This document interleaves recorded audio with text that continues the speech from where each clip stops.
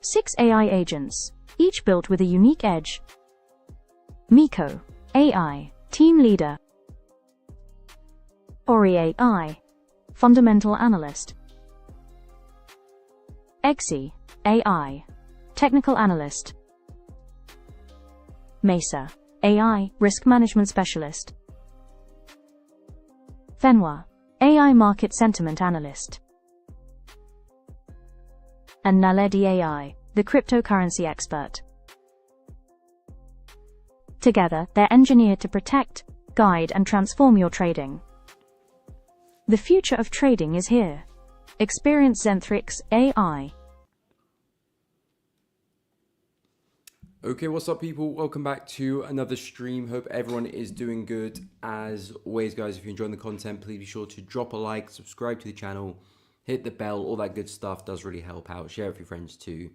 That does really help the channel out. So I do appreciate that. But as always guys, bunch of markets to get through. It's been some interesting moves on the USD. I did take a loss on dollar CAD, which we'll run through and I'll share with you guys. It looks like USD is seeing a bit of strength today, and looks like Euro Pound are switching directions and could be looking at potentially fulfilling for the rest of the week as well. So we'll go into a lot of detail about USD, gold, DXY, silver, USD majors, of course. If you do have any requests, any pairs you're looking at, drop it in the chat. We'll discuss any trades got going on, or you're looking at any positions, drop it in the chat, and we shall take a look and deep dive into it as well. But we'll just get straight into it. So the dollar is looking strong this morning. We are seeing some strength over the past few hours. We are basically consolidating yesterday. It did hint at potentially a move lower, but if I scale to the lower time frames, all you can see is that price basically just ranged, respected support, and this morning is basically where we got the breakout, and now price is looking pretty bullish to me on intraday time frames, and potentially is trying to make its way back to highs at 97.807. So in terms of opportunities to take advantage of this, I would suggest some pullbacks now for the dollar, especially intraday, like 15-minute. If we can scale right down, there could be some nice pullback opportunities on a correction, and that could be a nice opportunity to take it back into your relative highs, or maybe if you're looking for a bigger trade, you're back to the highs at 97.8. But this looks like a really convincing turnaround to me. Really aggressive bearish move, long periods of consolidation, failure to break to the downside. We've picked up some strength, a really commanding breakout there out of the range. And now we're leaving areas of demand as we continue. So I would suggest pullbacks look the best opportunity really for dollar right now. Waiting for a bit of retracement. 97.450 looks good to me, especially for the 50-minute chart, that is. And then yeah, we'll see how far we can take it. But yeah, looking at the higher time frames, looks like support to our left has held, and we could be seeing some type of inverse head and shoulder pattern. So you got the left shoulder over there, you got the head over there, you got the right shoulder, and that's kind of your neckline at a slant there. So potentially a strong break of that could indicate a lot more upside for the DXY. But for now, let's see what we do as we approach supply again and resistance, because these are areas where I would imagine sellers are going to jump back in. Let's not forget that the bigger trend, the bigger direction is still very much bearish for the dollar. So it's very much strength for right now, and maybe for the next couple of days, we'll see. But in terms of the long-term move, I can't necessarily forecast a reversal or a big move, because there is not much evidence to support that. And we might even see that upside, but there's a very strong chance it does just form another lower high in comparison to what we did over here, and we continue our bearish path. So USD strength at the moment looking good. There could be some nice opportunities to take advantage of that intraday, as we just mentioned, and probably push back to that 97.8 area looks likely. Euro pretty much doing the opposite, so I would suggest keep a close eye on some shorts in Euro USD. This one not as textbook, but it could be a head and shoulder pattern, left head, right shoulder, and of course there's your neckline. So it's not the best pattern in the world, but again, sometimes you'll see the weirder, more unorthodox patterns playing out as well. This could be the case for that. But price has done a good job at taking that high.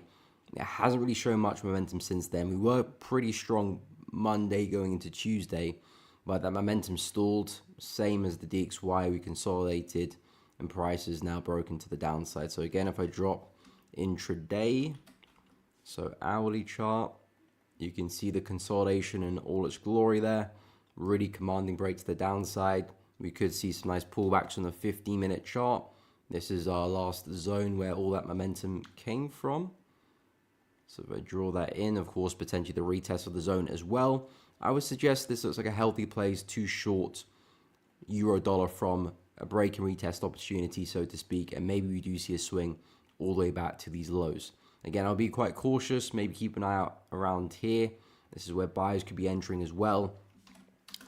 It's not necessarily that I'm expecting euro dollar to completely reverse. We're still seeing an uptrend on the higher time frame, so we still need to show respect to that.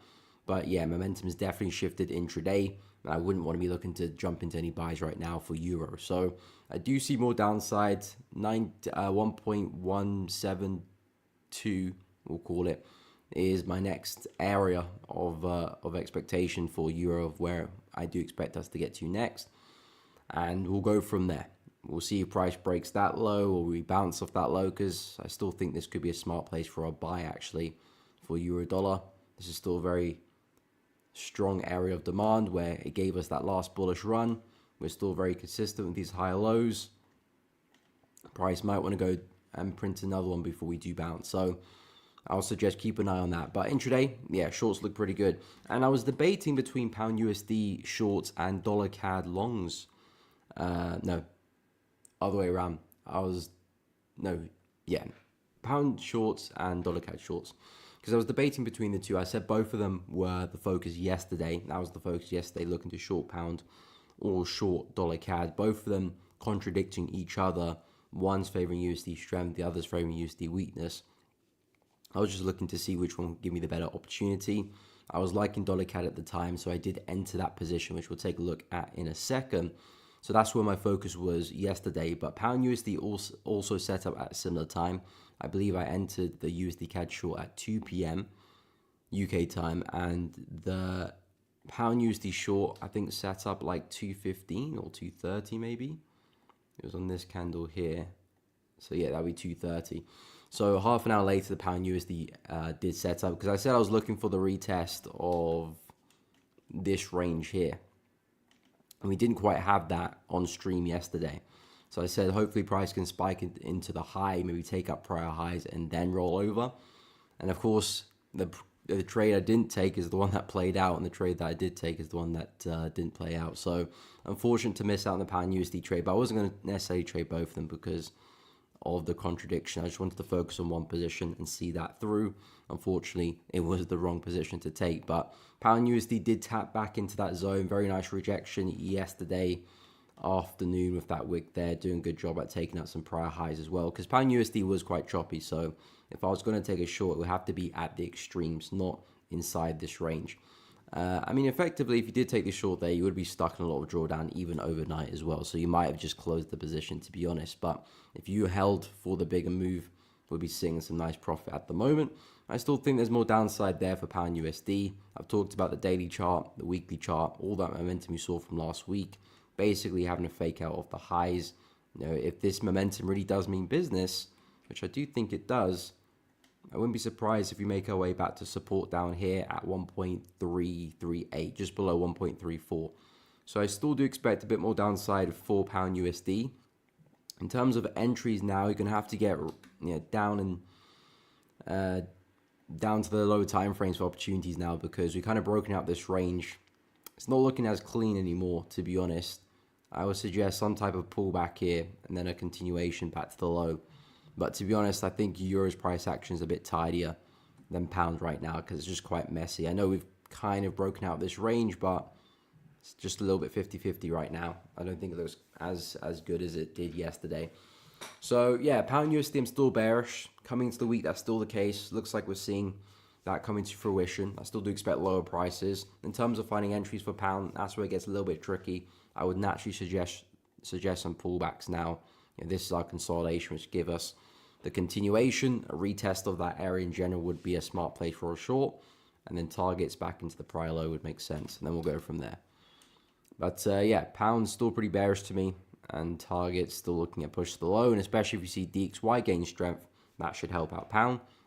And then, yeah, dollar CAD, I did take some shorts on this one yesterday.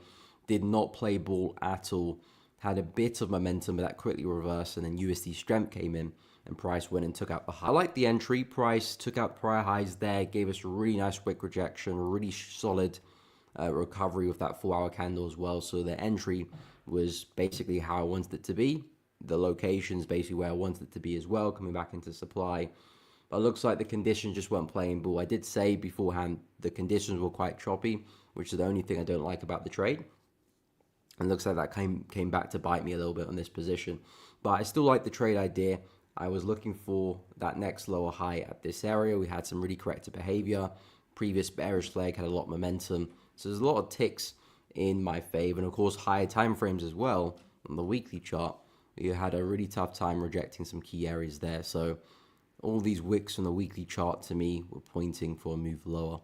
So I had a lot of ticks, a lot of boxes being ticked, a lot of confluences in my favor, but unfortunately this trade wasn't meant to be. USD strength kicked in and there's not much dollar CAD could have done.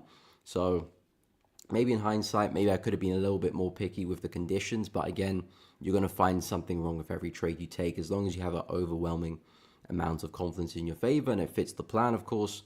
You should be looking to take those trades. You're going to take losses here and there, of course. But yeah, not going to plan there for dollar CAD. In terms of my outlook now, well, I would suggest, because of USD strength, because of the fact we're taking out highs here, I mean, we still technically could put another lower high in. This was a high which gave us that low. So price still could potentially put another lower high in. But I'm not liking the price action anymore.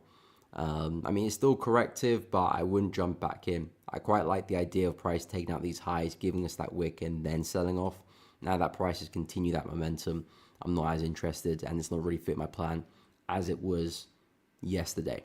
So dollar CAD strength is starting to come into the market, but I wouldn't necessarily look to buy the market right now. We're coming back into supply resistance areas where, again, a lower high could still potentially form. So I would still wait for a bigger breakout.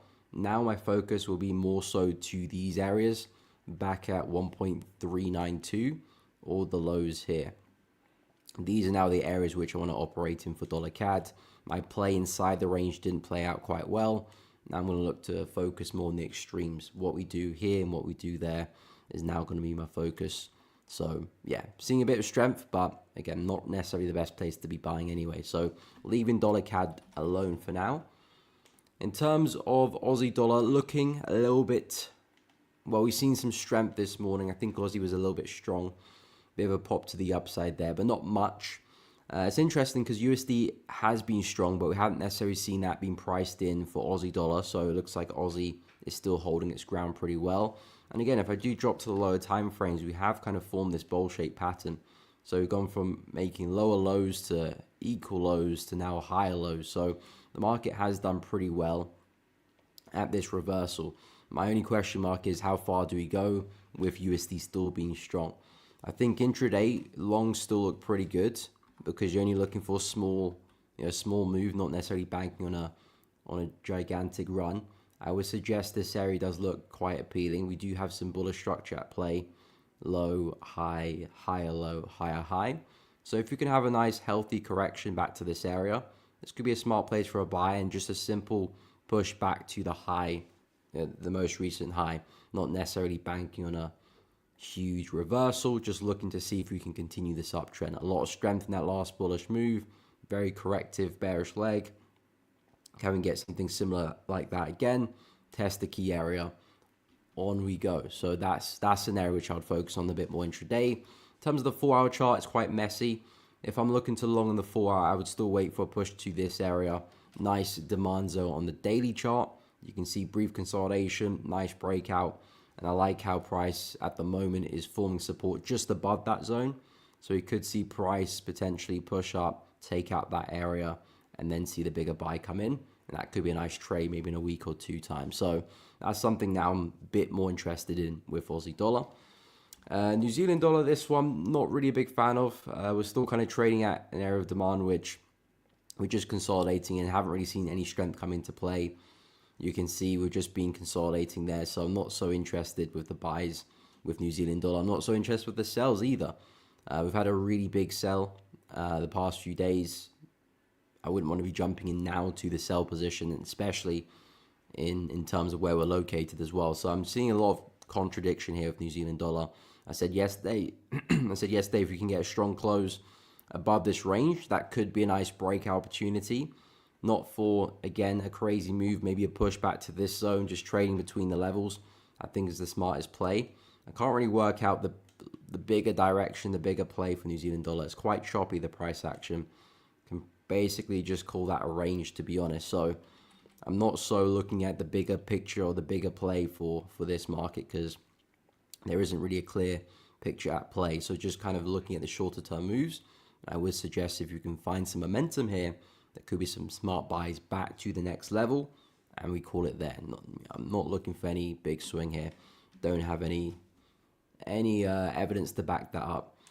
In terms of gold, nice price action. We have seen a bit of a pullback. I did talk about this area here yesterday as a smart place for a buy, and we did see a pullback into that area yesterday afternoon, but it was a very violent one. You can see a really aggressive bearish candle there. So I liked how price kind of had the first test, then came back, just about swept the lows there, and then we saw a nice push. But this happened during the Asian session, so unless you guys are trading those hours, you probably would have missed that opportunity. But nonetheless, I would still suggest if we can come back and do something similar, there still might be opportunities to long gold in that same location. Strong area demand. You can see the momentum we had on the breakout, a lot of force, a lot of buying pressure from that zone. I would suggest if you can return to that area, this is still a smart location to look for entries and see if we can take it back to highs. And beyond that, we've got 3,800 just hovering around the highs there. That's probably our next big psychological level. We're probably going to go tick off. So gold's still very bullish. We are running out of steam at the moment, testing an area of supply, so it looks like we're struggling a little bit. I don't think this is the best place to be jumping into some buys for gold right now. I would very much argue waiting for that bearish move to happen. If it does happen, of course, it may not. Maybe gold just breaks out, but we're not necessarily in the predictive business. We're more so just in the trading business, finding good opportunities when they present themselves, and I would suggest that is a good opportunity if we can get price there. So that's where my focus would be intraday for gold, but overall still very, very bullish. And silver, this one as well, nice correction right back into the prior low, respected it pretty well. But again, it looks like silver's a bit tired now. We are still, again, extremely bullish, but you can see just by dropping to the 50-minute chart, we're getting more frequent pullbacks, deeper pullbacks now. Your price is just sweeping the highs and then coming back down, sweeping the highs and then coming back down. So it's no longer kind of push, slight correction, push, slight correction, which would be a very aggressive bullish trend, very healthy trend. We're now seeing more tired price action. So that tells me that maybe a big counter trend move or retracement is probably on the cards soon. And we could be looking at some healthy pullbacks for silver. I did suggest coming into the week that this could be a nice place for a break and retest. We're kind of still quite far away from that, but if we could still see that happen, I think that could be a really nice opportunity, especially on slightly the higher time frames like hourly, 4-hour chart, if you're looking for a slightly bigger swing opportunity. So yeah, silver's still pretty bullish, gold's still pretty bullish, pullbacks, more upside is the place. So yeah, that's kind of where I'm at with USD for now. It's been an interesting 24 hours. Hey, what's up, Bashi? Welcome to the stream. Hope you're doing good, my man. Welcome, welcome. Appreciate the message. Yeah, guys, if you are enjoying the content, finding it useful, drop a like. It does really help out. Subscribe to the channel. And, of course, drop any questions, any chart recommendations in the chat, and we shall discuss.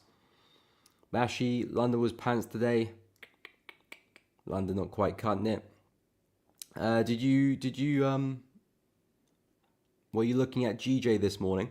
I remember you mentioned that yesterday. Raphael, oil shorts, okay, we can take a look at that as well, no problem. Lenny, good morning, welcome to the stream, hope you're well. Bashi, okay, nice, GJ gave a trade for the longs, but I've seen EUG fall and GJ was falling. Oh, okay. Unfortunate, man, unfortunate. I mean, similar to me, I had a nice opportunity in pound USD, but I gave it up because I wanted to trade dollar CAD, and pound USD is the trade that worked in dollar CAD. was the trade that didn't. So yeah, a bit of an L this week as well for me. What's up, Sage Trader? Welcome to the stream. Hope you're good. Omar, what is up? Welcome, welcome. Follow the trend. Welcome to the stream. Hope you're doing good. Gold intraday buys 230-800. I'm still very much in the belief of that as well. Broke structure on the hour and formed a bullish CHOCH. Yeah, I mean, I'm still very bullish on gold. There's no indication of bearish momentum, or at least significant bearish momentum that would indicate a reversal. So gold for me is still looking really bullish, and I still think we can see higher prices. Again, 4K is the big magnet, the big draw on price. We smashed 3K this year. It looks like 4K could be the next one, and we're not too far away from it. So yeah, 3800 will be the next pit stop in my expectation. And I like the buys around 3750, which is also a really big psychological level as well. So it could be just be playing them both. But yeah, still very, very bullish. Guys, if you haven't signed up for the competition, we are still onboarding participants for the competition on the Perks platform. If you haven't checked it out, I do recommend to go and check out the platform. Again, something that we're working on for a while.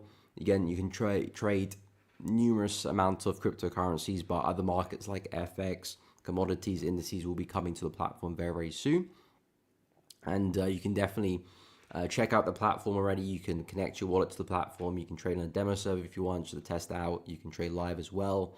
The great thing about the platform is the lack of restrictions. Everything is decentralized, so your withdrawals are pretty much instant. As soon as you close the trade, you can withdraw your profits, withdraw your wins straight away. And there are some AI features which give you analysis in terms of risk, sentiment, and also setups as well. So if you haven't checked out the platform, I have dropped a link to it in the chat. I'm pretty sure it's pinned. And I do recommend to go give it a little look-see. Go check it out for yourselves if you haven't done so already. And there's a full video on my channel kind of breaking down the platform, how to use it and how it works. So if you are new to it, go check that out as well. Okay, so we'll go through, was it oil first for Raphael? Yeah, we'll take a look at oil. We'll go take a look at GJ as well, because I'm interested in pound yen as well. Then we can have a, I call 3800 to you for the same reason. Yeah, I reckon as well. Lebsy, what's up? What's up? Euro-dollar long idea at 1.72. Okay, we'll take a look at that. I'm not so bullish on euro at the moment, especially with the price action this morning. But we can definitely have a look, see. Divot, welcome to the stream. Hope you're doing good.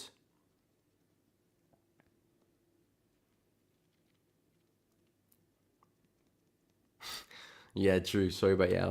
No worries, Bashi. It happens, my man. L's are part of the game. L's are part of the game. I've taken many L's over my trading career. Used to it now. But yeah, of course, it's part of the game. And another alternate universe, maybe I would have took a pound USD and left dollar CAD alone. But, you know, that's where the journaling comes in, recording that data, because that's going to add to your arsenal, make you a better trader, you know, in the future. Reviewing those opportunities. Why do you take this trade and not this trade? Learning those reasons is definitely what, you know, gives you the progression, which is something you can't really get from back testing, which is why journaling and reviewing your current performance and your current decision making is so vital, because back testing will give you all the fundamental skills in terms of analyzing and actually taking positions, but your decision making is something you work on in the moment. And that's where the journaling comes into play. But yeah, it wasn't meant to be on dollar CAD, unfortunately. So in terms of oil, yeah, a lot of consolidation here. You said shorts at current price. I'm not quite feeling that, to be honest. This looks like a lot of noise, a lot of mess. I mean, I can see there are some distinct low highs prices making, but do I believe that another one's going to form?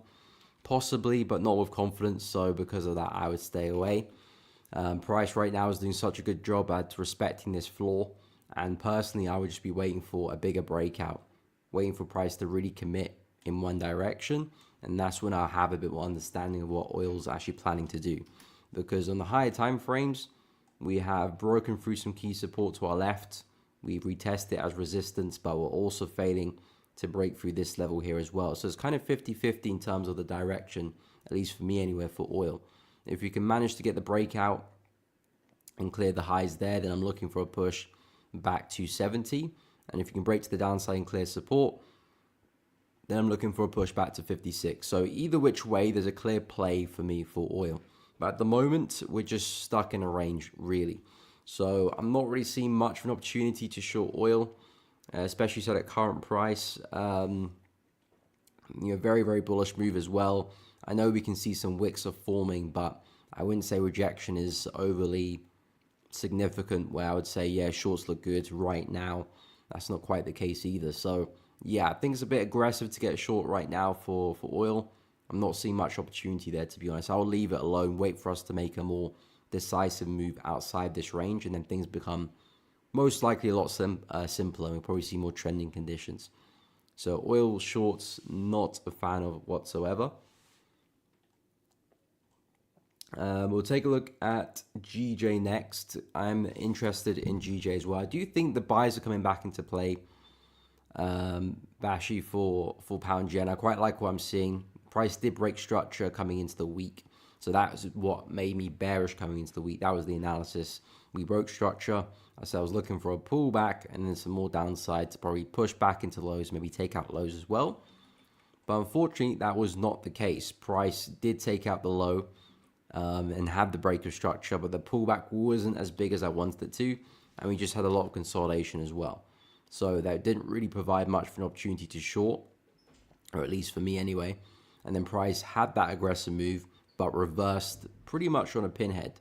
Really aggressive move, tested support, and then went and broke through the highs. So that to me is more like a reverse opportunity. So the way I see pound yen right now, it looks like price is potentially just broken through some lows to have a slightly more extended pullback to form the next major higher low to maybe start trending back up again. That could be the case, because the reason why I was short coming into the week is because we saw a really aggressive close on the daily chart, and we had a really aggressive wick to the upside, kind of piercing through the highs, and you're doing a good job at taking out some maybe early sellers into the market or trapping some buys on the wrong side. Then we saw momentum kick in, but we haven't seen much continuation since that's happened. We tried to break the low, but it's not quite playing out. So this could end up being the next high low for price to now kick off potentially. And if that is the case, then I would be interested in very much buying pound yen. And I quite like how we're setting up on the 4-hour chart. Really strong close there. Looks to me that price is getting ready for a bit of a breakout of this range. So I probably would drop to like a 50-minute chart. And when I see some strength kick in like this, I might be looking for some pullbacks along the way to take this to the upside. The original bias coming into the week was shorts, but this is probably the shorts I was after. Just didn't really provide an opportunity to get involved. And now I'm seeing some strength coming into the market. And especially if I can see price really take out the highs and start trending, I do think the buys is where it's going to be at. And we could be seeing price push back to 201 and maybe even further than that as well. Maybe we do see the trend really kickstart. So yeah, pound yen had a bearish bias come into the week. I'm a bit more neutral now at the very least because we are still stuck in the range. But it looks like things could be turning bullish. And if I do see that breakout and I do see that strength come into the market, that's what's going to make me bullish. And then I'll be happy to look for some pullbacks along the way. Because this is looking like potentially a higher low forming. So I'm keeping a close eye on pound yen. We're not quite there yet. I would still say things look quite choppy. And again, we could very much come crashing back down to the low of the range. Then things just get awkward again. But if we do get a convincing break, there's something there. Some pullbacks and some longs. So yeah, that is where I'm at with pound yen for now. In terms of Euro USD, we can take a look at.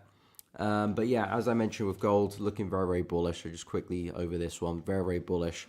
This is where I'm looking for a buy opportunity back at the lows.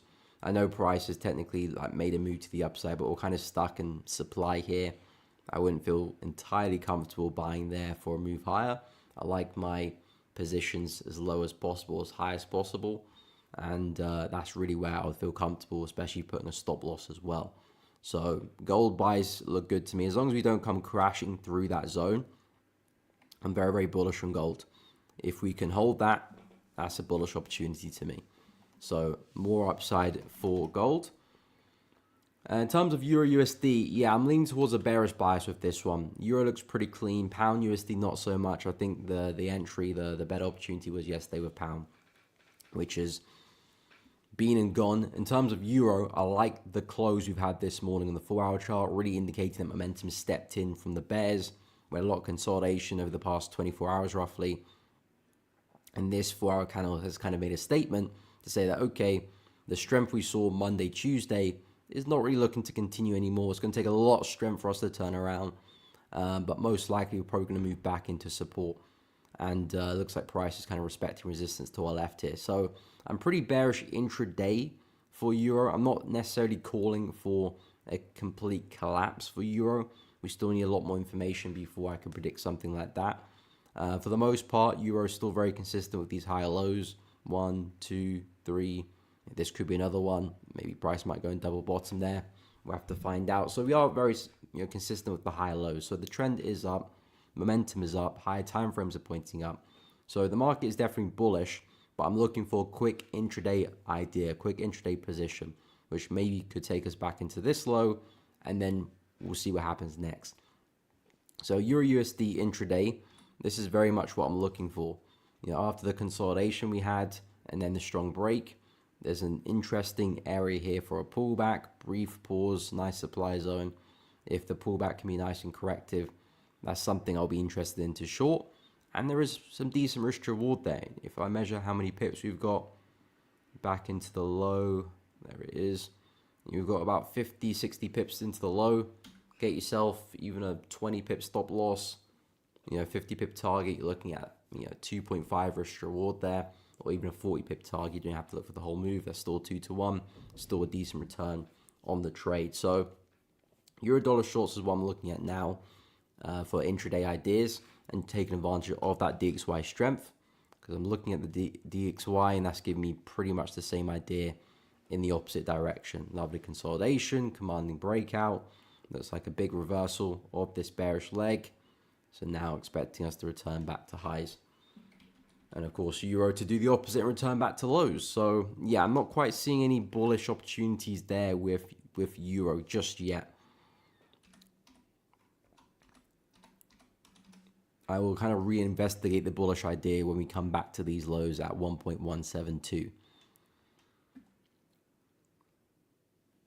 Okay, that's exactly what you said, Lebsy. You look for buys at 1.172 as well. So yeah, if we can come back and we test the lows there, this could be a very smart place for a buy, as long as we reject well. And of course, price gives us some good entry signals, then yeah, that could be a very smart place for a buy. With stops at 1.166.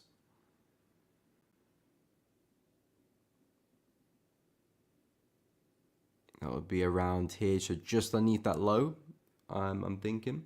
And target's 1.187, which would be basically coming back into the high. Yeah, I think that's a smart place, because if you have your stop loss underneath this low, then you're basically saying price needs to break structure in order to hit your stop loss, which is a good place for a stop loss, because if you do break structure, probably you're in the wrong direction to begin with, so you don't want to be in the trade anymore necessarily. Having your stop loss kind of anywhere within this area, your stop loss could get run, but you could still be in the right direction. So stop loss there puts you in really the safest space for taking advantage of that long idea. If price does go and break structure, it probably does open up the door to more downside. So I like the stop loss placement. I think in terms of the entries make sense. Of course, I would still wait for rejection to back up the entry, but the location makes sense back at a critical low, and targets back at the next major high. I think that makes sense as well. So I like the idea. Still taking advantage of what's currently happening, which is this bullish trend. And I think you position yourself well for it as well. So I do like what I'm seeing there, Lebsy.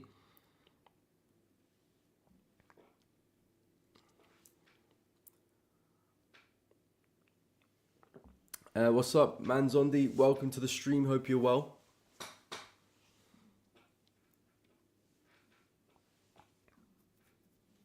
Okay, waiting for an entry on Euro as well.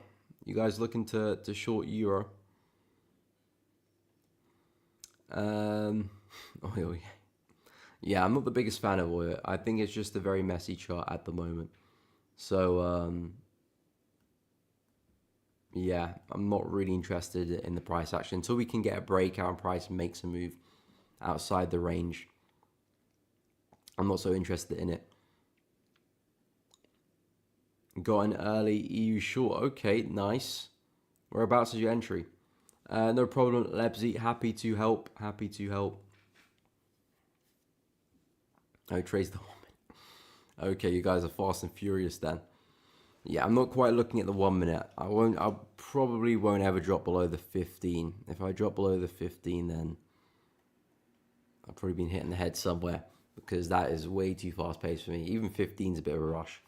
And again, I'm very, very used to the 4 hour chart. I've been trading that for years, even the hourly chart as well. So 15 is a bit fast paced for me, but I'm starting to get a feel for it. So maybe I might get a feel for the 1 minute one day, but yeah, I'm not too sure about that. But yeah, Euro's looking pretty bearish to me. And that's kind of the setup of looking at the 15, which if it is going to set up, might be later this afternoon. If not, could even be early tomorrow morning as well. Because I want a slow, kind of grindy pullback. I don't want to see fast pace. If it's aggressive, I might leave it alone. But yeah, Euro shorts for me look the best at the moment.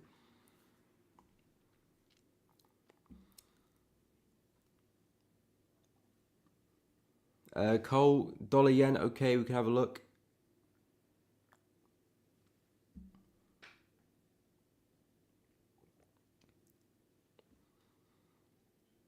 Hey, good morning, Yusuf. Welcome to the streamer, man. I hope you are doing well. What is up? What is up? I'm doing good. Thanks for asking. Hope you're doing good as well. What's GJ looking on the M5?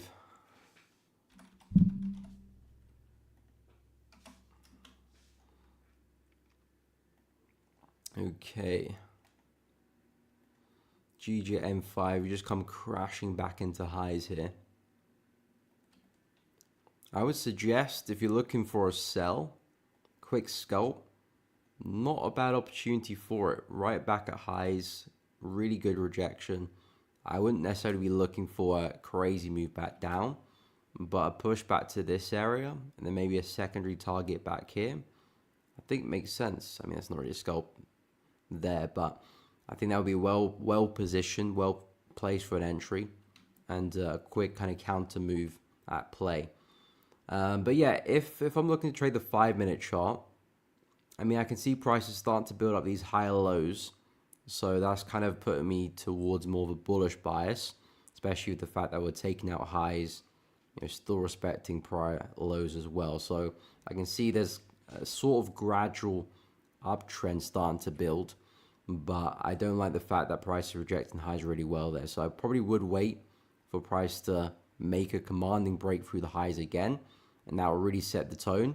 And then maybe the next pullback, maybe retesting some of these areas or a deeper correction could provide a nice opportunity. So from a 5 minute perspective, if I'm looking to long, I probably would need something like that to really get a good setup going. I think at the moment we wicked through highs. If anything, this is a better place for a short. So we are still quite flat. We are still quite range bound.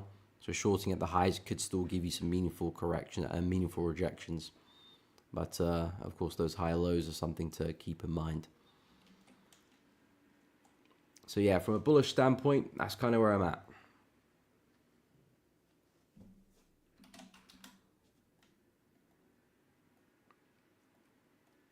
I'm 15, I'm probably looking at the same thing, just a slightly bigger breakout, slightly bigger correction. Okay, so we'll take a look at, I completely forgot about dollar yen, didn't I? We'll take a look at dollar yen. Okay, you're in a buy. 147.769 on the 2H. Cool. We can take a look at that. Yusuf, GUAC on the 15. Okay, we can take a look. And the 4H, no problem.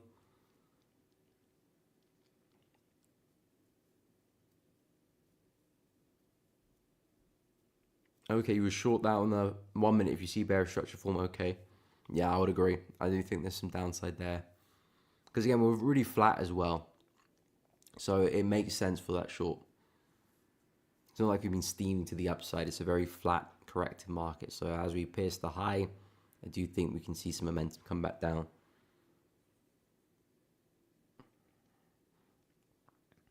Currently waiting for an engulfing candle on AC in the full hour for a sell. Okay, cool. We'll take a look at that. I'll go through dollar yen first.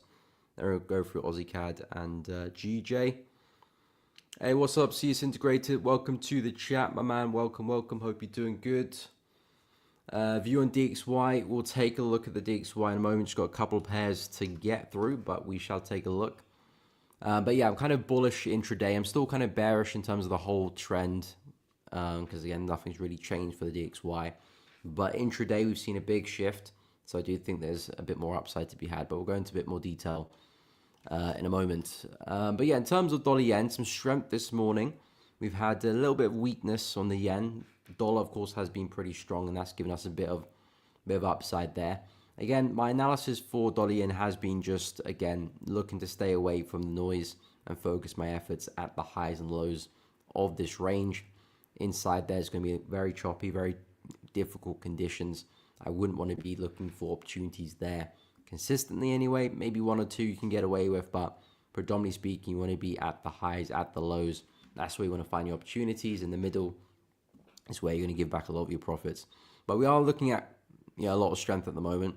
We are coming back into resistance, so I wouldn't say there's much for us to do there. Sage Trade, you said you're long. You're going to buy from 147.769, which would be around here-ish. So you're looking pretty good. Price, of course, just hit resistance. I assume maybe your target is, if it's not at that high, then it's probably around here somewhere, 149-ish. But yeah, momentum is looking pretty good. So I would suggest in terms of momentum, you're looking pretty healthy. Of course, this is a level which could take price against you, so I wouldn't suggest it won't be a smart idea to lock in some gains. Don't necessarily have to take partials. You can just move a stops to the break even or slightly in profit just to protect yourself if we come back down. As you can see, the nature of the market is very, very choppy, so price bouncing of this level is not such a far shout. That could be very, very much done. Your price can consolidate like this before breaking higher. You might be right in terms of direction, but maybe the timing gets a bit awkward. So I would suggest lock in some gains just to protect yourself from that. But if you're not targeting here, then you're probably targeting maybe 149 up there. But either way, momentum is looking pretty good. If USD strength does continue, that should help dollar yen push up. But yeah, I'm just not convinced with the price action. I'd rather just wait for the breakouts and then trade after that. I know you're a bit more intraday, but that's where my focus would be. Once we clear these areas, if we break through the high there, then I'm looking to trade it back to that high, and I'll just be looking for pullbacks along the way. Likewise, if you do break to the downside, I'll be looking at pullbacks, and I think we'll probably eventually hit this low down there. So either which way, price does make a move eventually. There will be some nice breakout trending opportunities that do follow on, but it's just very choppy in here, which is why I've stayed away for now. But yeah, looking pretty good in that dollar yen position. I cannot lie, looking pretty good. In terms of Aussie CAD, so Yusuf, you said you're looking for a short with a bearish engulfing candle on the 4-hour chart. Now, yeah, I mean, we're seeing a lot of momentum this morning. So I think looking for shorts right now is a little bit difficult. We've had a big drop, pretty big recovery. Is this a pullback for this bearish move? Or is this bearish move a pullback for this bullish move? And now we're seeing the continuation. To me, I'm not too sure. I mean, on the higher time frames, I am bullish. This is the daily chart. We've had a very kind of prolonged consolidation and a really commanding breakout. So I am betting on the continuation of this up move. Whether we have formed the low already and now we're going to push up, or price can still pull back a little bit deeper before we do continue, that's going to be up to the market, not me to decide or decipher. So with Aussie CAD, I'm still longer term bullish, and that's still the play I'm looking to take. But of course, I'm not going to be buying at these prices here. Price has already had a convincing up move. Now is a little bit too late to the party, but I wouldn't be looking to sell either. I know we are trading back into some supply areas, but I don't really have much to convince me that a lower high is going to happen here, at least in terms of the market structure. So I'm not too sure about sells on the 4-hour chart there. even if we do see a really strong rejection, I think there's not a lot to support that trade. And my larger or my higher time frame bias is bullish. So if I'm going to go against that bias, I do need to have some, strong confluence to support that if I'm going to go against my higher time frame narrative. And I'm not quite seeing that here with shorts on the 4-hour chart. So I'd rather just wait for buying opportunities. Maybe price just does run to highs and we miss the opportunity, but that's the case. We've missed it. There's always going to be another one around the corner. So yeah, with Aussie CAD, I'd rather wait for a drive back into lows and then take some longs there, or even a retest of this area. That would be nice as well. A retest of the high, I think that would be a smart place for a trade. So I'm still very much with the bullish mentality. In terms of the 50-minute chart, I mean, things are of course looking pretty bullish, but we are approaching areas of supply, so you would expect us to maybe consolidate or slow down or maybe even reverse a little bit. But this trend looks pretty strong as well. So even if we do push down, I would expect pullback for more upside, and this could be a smart place for a long. Big push, consolidation, rip to the upside aggressively. Nice corrective pullback, test of this area. I think that would be a smart place to actually enter some long positions. You got successive higher lows backing that up. 2, 3, 4, could maybe find the 5th, and that could be your leg for more upside. So yeah, intraday, I would say buys look the best bet. I know we're approaching supply and resistance right now, which is why I wouldn't buy here. Of course, I'd wait for price to move back down against me towards bullish territory. So that's the bullish opportunity I quite like. And from a 4-hour perspective, I like a push back down to these areas before buying. So Aussie CAD, I'm not quite seeing the seller opportunity here. I'd rather be looking for buys, even on the 15 or the 4-hour chart.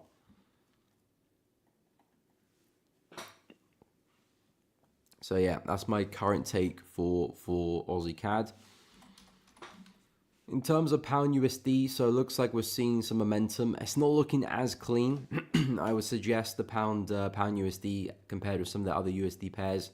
I do think there's more downside to be had. I do think price can get back to this low here, but I'm not quite seeing the opportunity which I like. I think Euro looks a little bit cleaner, easier to operate, easier to understand. I mean, pounds, all I'm seeing really is a consolidation. Price tap back into a key area of supply, this zone here, and from that we had enough energy to continue lower, and now I just expect us to get to the prior low. So there's nothing complex here other than a really strong bearish move, a pullback, taps back into a key area. Now it looks like we've seen the continuation. So if I'm looking for a trade there, it's how can I participate in that continuation? How can I take advantage of that move as well? And it would be another correction, maybe back to retest this range, and then you find the continuation back into the low. So that's kind of where I'll be with pound USD. In terms of the 4-hour chart, again, nothing's really changed from the analysis coming into the week. Really aggressive sell-off, closing back below key resistance. This to me is a big fake out. And because of that, and also because we just went and broke structure 2, I do think this is it might not necessarily be a top, but at least a temporary one anyway. And I do think we'll correct and continue lower. And this is my target for the week or for the next few days. So I do see pound USD still falling over. I still do see pound USD getting back to support here at 1.338. And then we'll go from there. But again, in terms of actually trading and taking advantage of that, I would suggest either we have a deeper pullback, come back to retest the high, and we find some shorts off that area where we've been pretty respective of before. Or we look for some intraday pullbacks, pull back into this zone, retesting the range and a continuation off there. But either which way, short buys for pound USD. And as for the DXY, again, looking at the bigger picture, DXY is still pretty bearish. We're still seeing lower lows and lower highs. So as a whole, the market is bearish, yes. But intraday, we have definitely seen some strength. And we've broken out of a consolidation here as well. And we've done it pretty well. If I drop to like an hourly chart, you can see lovely bearish move, consolidation, strength to the upside. You can see it a bit more detail on the 15. So this looks like a textbook reversal. Strong bearish move, consolidation, price accumulating, and then we see price breakout and that distribution. So now I do expect us to continue and go and attack resistance here, which is at 97.8. And the opportunity I see for the DXY would be like a corrective pullback, testing some support, demand zones, then betting on the continuation. And of course, Euro would just be the opposite of that. So that's where I'm at for now for the DXY, and in terms of the next day or next couple of days or to the end of the week almost. But the bigger move, I'm still not too sure. Even if we do see some strength for the next few days, it could just be another pullback as we put another lower high in. So I can't quite be convinced or discuss a reversal because we don't have enough information to support that. Maybe it is, maybe it isn't. But I can be pretty confident with a push back to that zone. And then we'll go from there. So yeah, that's kind of my view on the DXY and USD for now. And a lot of the USD pairs are reacting accordingly to that. So pound was seeing some downside, euro was seeing some downside, Aussie not, because Aussie's been pretty strong. New Zealand we're seeing some downside as well. Dollar CAD's looking pretty bullish. Dollar CHF's starting to push up slightly, but this is one that I did say yesterday that if we do get pushed to the upside, I will keep a close eye because I'm looking to short this one at the highs here. So I'm looking to see if price can run the highs, reject well, recover, and then I find my entry on that area. As long as we can respect the supply zone, that's basically where I'm trying to find my entry. And maybe the next lower high in this sequence. That's the plan. Maybe push back to the low. So yeah, dollar CHF is now something I'm going to keep an eye on. We're still probably at least 24 hours away from getting a setup to actually short, because we actually need to get that first, then react well, then provide an entry. That's going to at least take a day. So maybe tomorrow London session we could be discussing some shorts in dollar CHF, or the New York session for that matter. But yeah, I do like what I'm seeing there for USD Swiss at that area. And again, intraday for this one, commanding break to the upside. I would suggest some pullbacks. Do look good for a buy. This zone here, oh, didn't mean to do that. This zone here will be a strong area of demand, convincing up move, respects it. I do think price continues. Really nice kind of rounded bottom shape there. So yeah, that's kind of where I'm at with USD for now.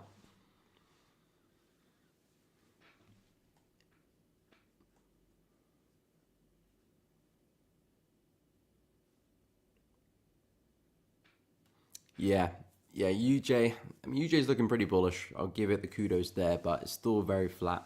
So I'm not quite looking to trade dollar yen at the moment. But we're definitely seeing that USD strength being priced in, and dollar yen's looking pretty strong at the moment. Manzondi, what's your take on Nvidia? Okay. On the 15, okay, good bid. Okay, we can take a look. Bashi, GJ just rejected 199. Okay. Talk about psychological. Yeah, they are actually something to keep a very close eye on. I do think there's a lot of weighting to those levels, especially the bigger ones like 200. 200 is a huge one. Like 192.5 is technically still a psychological level, but I wouldn't say it's a major area. 200 is a big area, 100 would be a big area, 150, 250. You know, those would be big psychological levels, like parity with euro and dollar, parity with pound. Those are big ones to keep a very close eye on. Anyway, let's take a look at some of those stocks. What's up, Yoshi? Welcome to the stream. Hope you're doing good. Yeah, we can take a look at pound as well. Yeah, at least neutral to bullish. That's where I'm at. A bit more on the bullish side of things for the short term.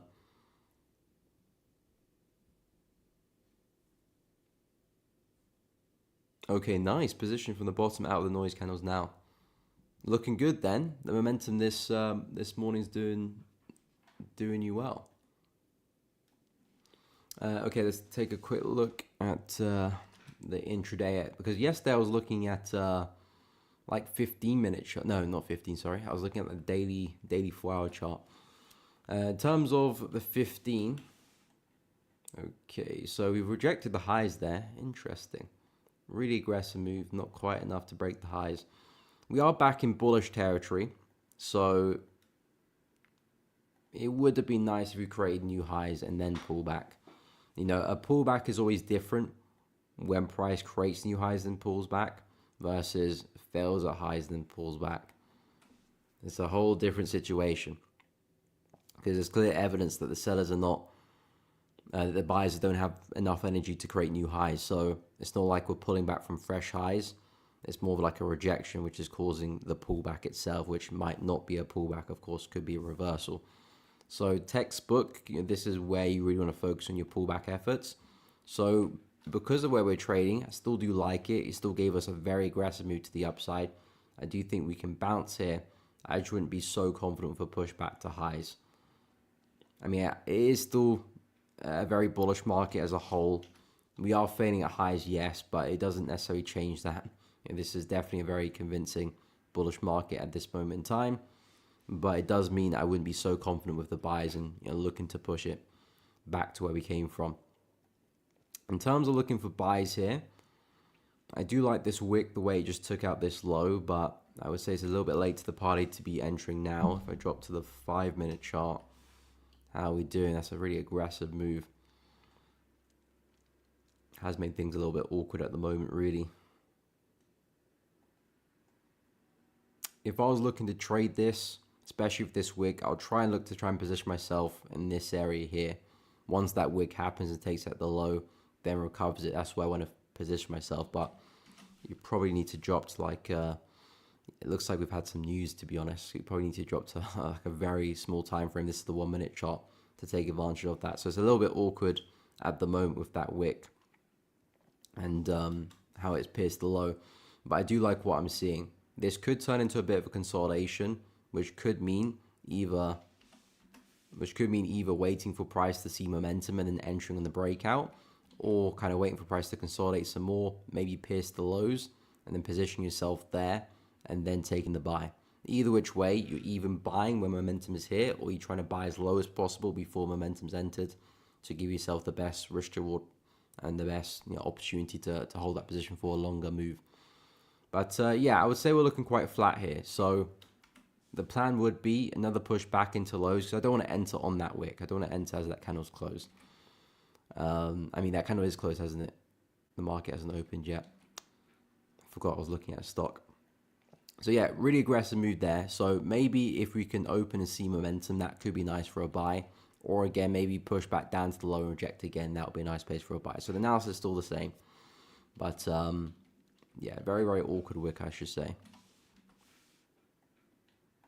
And of course, we could gap somewhere as well, so that needs to be taken into account. It is a nice place for a buy, but it really depends how we shape up in the morning. And we'll take a look at the micro one as well. 15-minute chart. This was the 4-hour setup I talked about yesterday. If price was to have one more sell, I do think this would be the best place to position yourself long. You're back at the lows. After price has swept the lows, then look for the buy. As for the 15, would I be looking to take buys now? Probably not, because of where we're trading. This is definitely a key level of resistance here. I wouldn't really want to be looking to buy into that. I mean, I'm seeing some strength come back into the market, which is a good sign. But equally, I want to see the market start creating some new highs, start creating some bullish structure. That's what's going to give me the most confidence to actually look to buy this and take this higher. And then something like that and a healthy pullback, then yeah, that would be a nice buy. Perhaps a break and retest, something like that could look good. And again, I will be a bit watchful as we do come back into supply around 169, 170. That would be an area which, if price was looking to reverse, that would be an area which potentially it would reverse from. But yeah, we are hinting at a bullish move. Let's see if we can break the highs. That would be the big indication to say, okay, the buys are here. Let's see if we can take price higher. Equally, if we reject and start to fail and roll over, then I do expect price to go and run these lows here. And then maybe after that has happened, we see the buys play out. So if there's a failure here, look for the lows. That's probably where we're headed. If we do manage to see a breakout, cool, the buys arrived. Let's see if we can ride that momentum. And of course, keep an eye on that supply zone. So hopefully that has made some sense. Okay, so we'll take a look at pound USD next. Yeah, we got CHF rate decision tomorrow. That's going to be interesting because I'm going to keep a close eye for dollar CHF shorts now, and that interest rates might make things a bit awkward for me. I mean, I probably would just wait till after the news anyway. What time's the news tomorrow? Is it like, what, 8 a.m. or 7 a.m., something like that? It's normally, oh, I was going to type it there. It's normally before I stream the Swiss interest rates happen. Yeah, 8:30. So that will be, yeah, that will happen. And then the next 4-hour candle close 10 a.m. So I'll probably look to see if I can enter around then. But all I'm looking to see is price can run the highs, reject well, then see momentum back down. So we'll see what happens in the next 24 hours. But I probably would wait for after news anyway to enter. I think the timing of everything probably will set up that way too. So I should be all right. Anyway, in terms of pound USD, as I mentioned with this one, I'm pretty bearish, looking for price to continue lower. Really convincing bearish move at the start of the week, breaking through structure. The plan has been looking for a pullback and a continuation. We did come back to retest that zone. Now we're seeing price fulfill that continuation and momentum picking up. So now the plan is, can we make a move back into support, into these lows, and then maybe back into the lows here at 1.33867. And then we'll go from there. But to me, this is just a big fake out. Momentum's kicked in. Now I'm expecting more downside. In terms of opportunities, I think the 50-minute chart is probably where it's at. A pullback and a continuation looks the best opportunity at play. Unless you time some entries earlier on, you're basically looking for the pullback of that bearish leg we saw this morning. And then, yeah, the next destination back to the low. So, very bearish on pound USD at the moment. And I do still see price falling. Okay, so we'll take a look at... okay, we'll take a look at gold 15 for Yusuf as well. Hey, Rory, what's up, my man? Welcome to the stream. Learning from the GOAT. Appreciate it, my man. Appreciate it. Good to see some consistency in the stream from you, though. Big up to yourself. Cease Integrated. What's up? What's up? With Intel, because I want to buy it, or should I wait till comes 23.67 before buying? Okay, we can have a look at that. Is that for... Oh, are you talking about... I thought you meant Intel as in like intelligence, not necessarily the company. Okay, yeah, we can take a look. Okay, so gold 15. So yeah, gold 15. I like the buys for gold. Still very, very bullish. I would wait for another move lower first before taking any buys. But then yeah, after that, I do think we can run back to highs and continue further. So this is the setup I'm interested in. A pushback to 37.50. And this is the area which I quite like the buys at. So if you can run the lows here, I think that's where you want to position yourself, especially if you can like wick through the low aggressively and then recover with some momentum. That'll be a nice entry on itself. If we do break through this zone, then that's kind of where I'll back away and say, okay, maybe gold bears have kicked into the market, maybe buyers are running out some steam, and maybe gold is finally going to have a bigger pullback because it probably does still need one. But in terms of targets for gold, if we do maintain this momentum, 3,800 is the next one. Of course, you have 3,900 after that, but of course, 4K is the next big one, and that's where I do think price is going to be attracted towards and likely to head towards as well. So yeah, gold, very, very bullish on. I do think more upside is likely. This is the setup I like.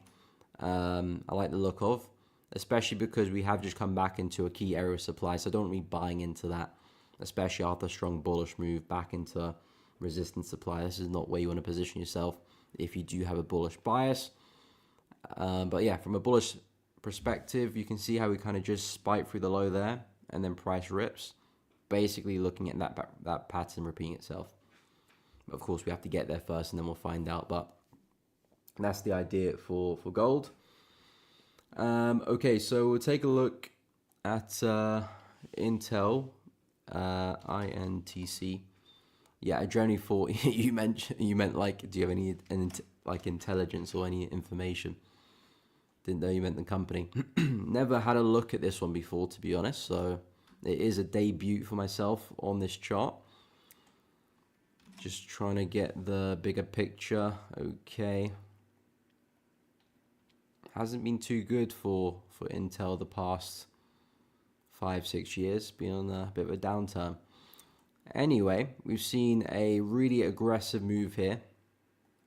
And price is now back at an interesting level on the weekly chart.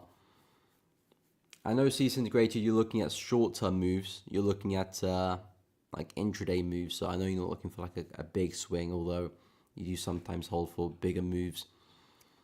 But yeah, this is definitely an area which I'll be a bit cautious from. Dropping to the daily, of course, massive gap into that area.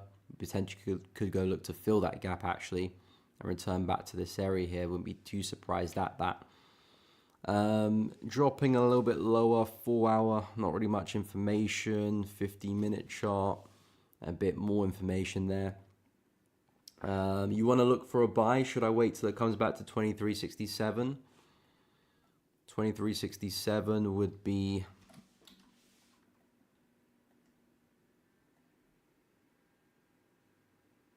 around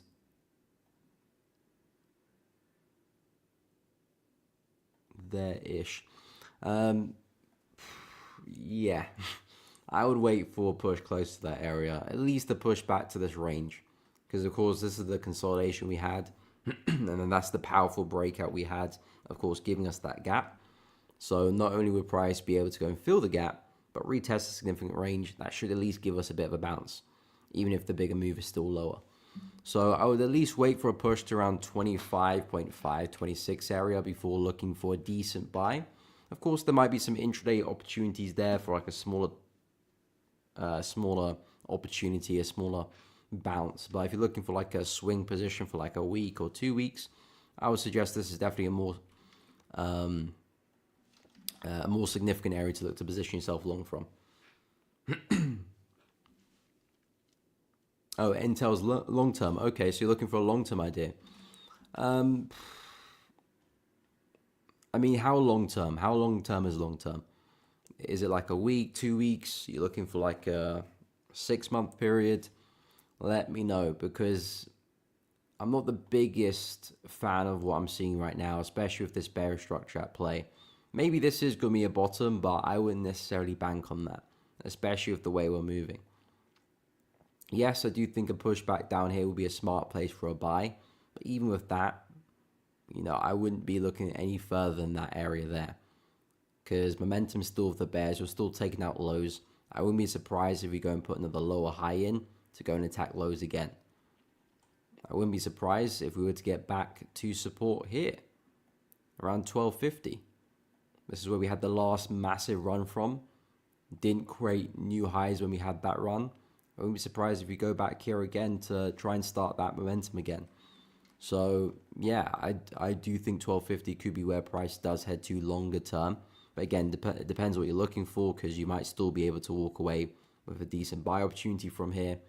But again, the bigger move may still be for a push lower. So yeah, it depends how longer term you're looking. 1 year.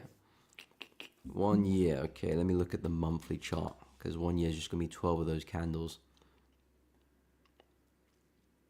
Yeah, I'm not necessarily keen on this for a year. I mean, if price was here, then yeah, I do like that, because over the next 12 monthly candles, I do think we'll bounce and see higher prices. Here, especially with that bearish structure, I can see potentially a lower high forming and more downside. I think this is just a more significant place for a buy, especially if you can run the lows and recover, rather than where price is trading now, or even back at the area you mentioned. So I do think the area you mentioned is a smart place for a buy. I just don't see price potentially rallying for a year. Of course, I could be wrong. This is just my opinion.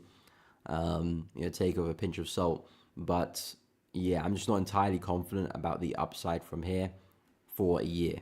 I think a bounce for like a couple of weeks, maybe we can get that. But this area does worry me. So that's just my take there. Okay, so yeah, that is my 2 pence on that one. Okay, no problem. CS integrated. Happy to help. Manzondi, appreciate the outlook. No problem. Happy to help. Happy to help.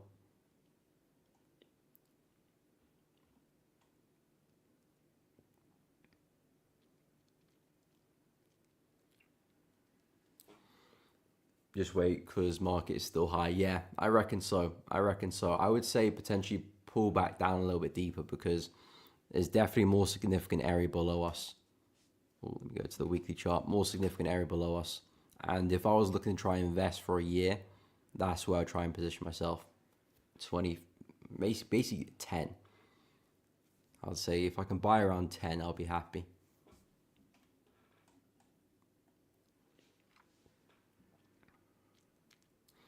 Rory, how often are you in trades? Like 1 a day, every couple of days. It takes a lot to be 100%. Like, yeah, I'm going. Yeah, of course. I mean, it'll be different for depending on your situation. But for me, I probably average about 2 trades a week. And well, now I'm going to be trading a bit more on the 50-minute chart. Mostly, I trade on the 4-hour time frame. I have been for the past 2 years now. But I'm going to be doing a bit more intraday trades and a bit more trades in the 50-minute chart. So my trade volume will probably go up from here on out. But on the 4-hour time frame, I probably averaged about 2. But now it's probably going to go up to maybe 3 trades a week now. But yeah, don't worry too much about how often you're trading because that will kind of take care of itself. You want to be focused more so on just taking a good trade. Because if you're trading one position a day, if you're taking one position a day, but every trade you take is rubbish, then there's no point about you measuring the consistency at how often you're trading. You'd rather take 1 good trade a week than 5 poor ones a week, of course. So I wouldn't say don't worry too much about that, especially when you're newer to trading as well, because you feel like you might be not doing enough or you're waiting too much. And that can play on things and that cause you to rush into some trades you're probably better off not taking. So I would suggest don't focus too much on the consistency and the volume of your trading. Just get to kind of studying and learning how to trade and how to deploy a strategy into the market. That's the most important thing, and the trading frequency will come as it goes along. And also, if you're on the beginning phase, don't worry too much about performance as well, because right now it's just about getting into the thick of things and just learning a little bit, getting burnt a few times here and there too.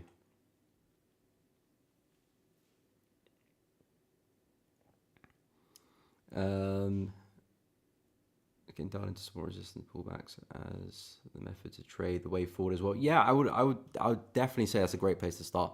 Support resistance is definitely a great place to start. Looking at pullbacks as well is definitely a great place to start because it's pretty much the most common pattern in the market. The way the market moves, it will move like this. It will have a push, a pullback, a push, a pullback, and if it's bearish, it will have a push, a pullback, a push, and a pullback. And if it's sideways, it will just do this.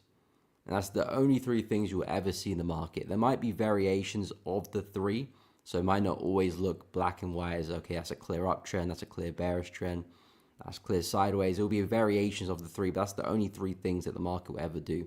So if you focus on trading pullbacks, which is just buying the dips of a bullish trend or buying the highs, there we go, buying the highs of a bearish trend, then that makes what you're trading very, very simple in terms of what your goal is.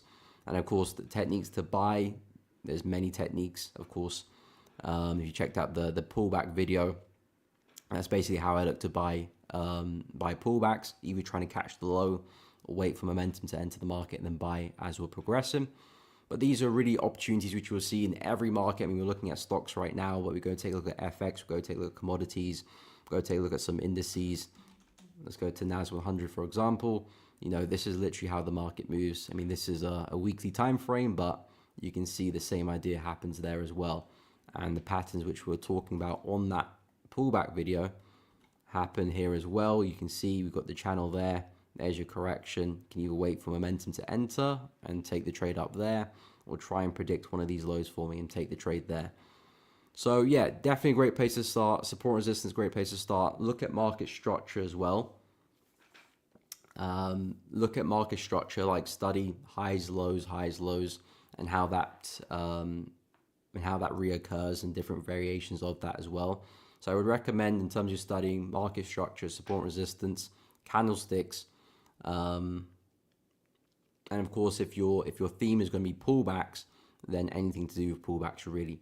But in terms of just like chart analysis, support and resistance, candlesticks, and market structure is a great place to start and really get to grips with what you're actually doing. Hey, appreciate it, Rory. Not to mention the position size too. Yeah, of course.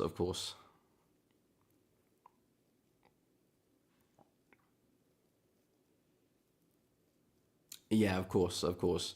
Like what I drew there was definitely like textbook. If you could look at the most ideal market structure, it would look something like that. That is, picture perfect. But of course, coming into the markets is just going to look more ugly. And really, trading is just about kind of understanding that concept in different kind of variations. Because of course, you look at the market right now, you can see, okay, that's very sideways, so that's your consolidation phase. Then you kind of got an aggressive bearish phase now, and if I drop to like a daily chart, you will see, okay, we're starting to get that pullback pattern there. Of course, on the lower time frames, it's a bit more corrective, a bit more choppy to understand. But you can see the idea of the highs are there. It's just a little bit more,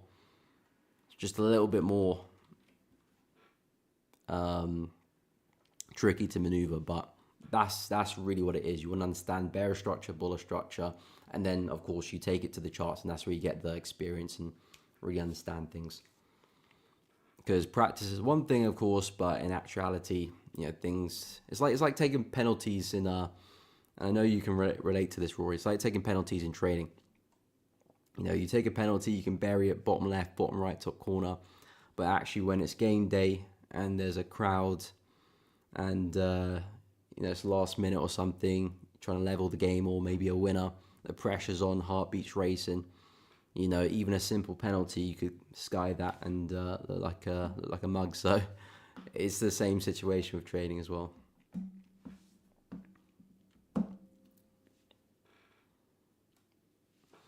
Rafael pound Swiss, yeah, we can take a look at that as well, no problemo. 4 hour, okay. Let me see the rejection of the DXY to keep shorting the dollar. Okay, yeah. Yeah, I mean, we're actually pushing pretty hard right now, aren't we? Yeah, we are pushing pretty hard.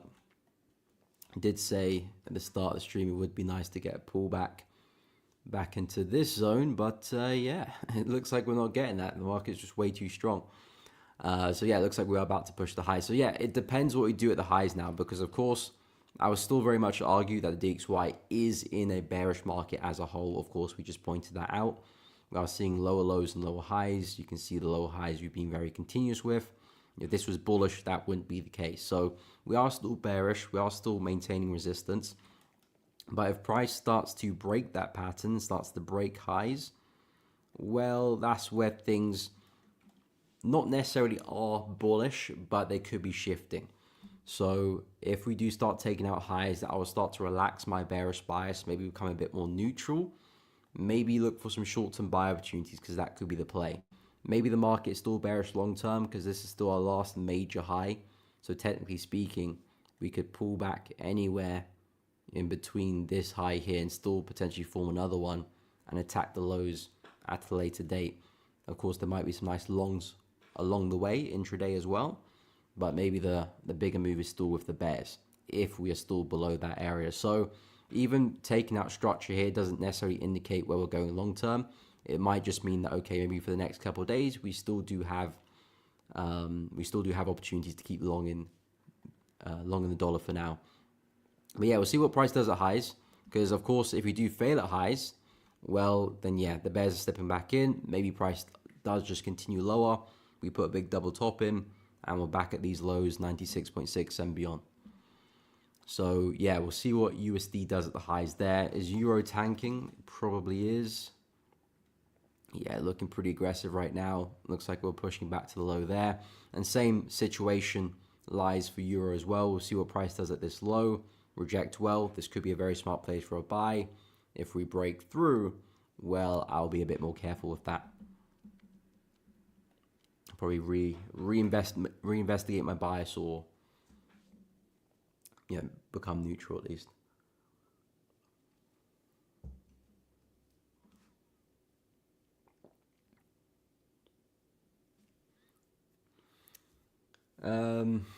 Jay Huntley, US 30 for a short. Okay, we can take a look down to 46k. Okay, we can take a look. FX Bashi on daily and zoom in, please. Oh, okay. I want it to drop to 97.9, 97.6. Okay. So you want me to take a look more so at the daily candlesticks. Let me get rid of my analysis there. Oh, just like that, it's back. There we go. So you're talking about basically price rejecting this resistance here. Is that what you're on about? 97.9 to 97.9 to 97.6. Okay, so 97.9 will be up here, 97.6. So anywhere in that area is basically where you want price to reject. Then you're looking for,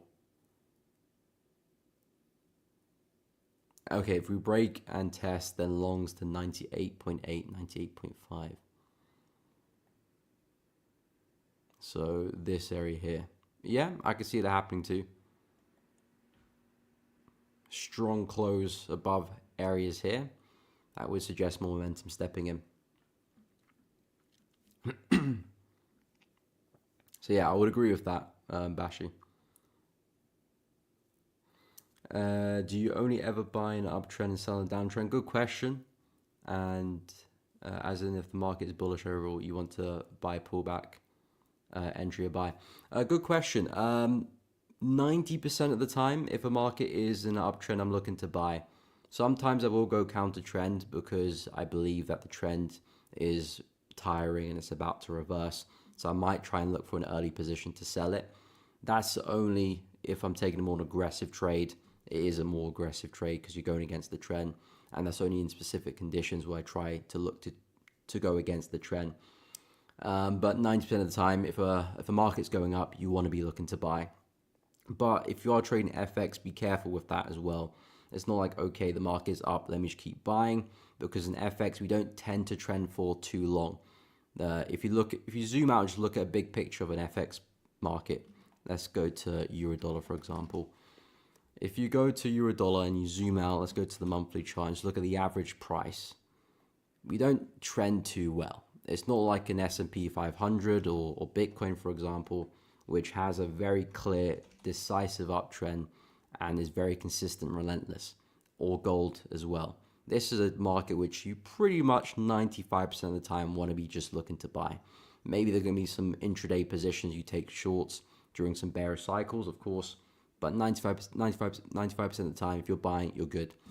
In FX, not quite the case. It's a bit more balanced, a bit more neutral because we're quite flat. So my biggest recommendation, if you're looking at uptrends and downtrends, yes, you want to buy an uptrend. Yes, you want to sell in a downtrend. But if an uptrend has gone for too long and it's starting to hit some big levels, be careful with the buys in those locations. That's just a heads up. And again, you will get to understand that as you trade. I don't want to give you too much information because then it's just information overload and then you don't really know what to do. But I would say that's one tip. If trends continue for a while, it's maybe coming back to some big resistance. Be careful with the buys there. But yes, most of the time, 90% of the time, look to buy an uptrend, look to sell in the bearish trend, and that will just put you in a good place by default. You don't really want to overcomplicate it more than that. As you gain experience, you might start to go against it a little bit, but yeah, you want to keep it fairly consistent. Pavinator, what's up, my man? Happy Wednesday to you as well.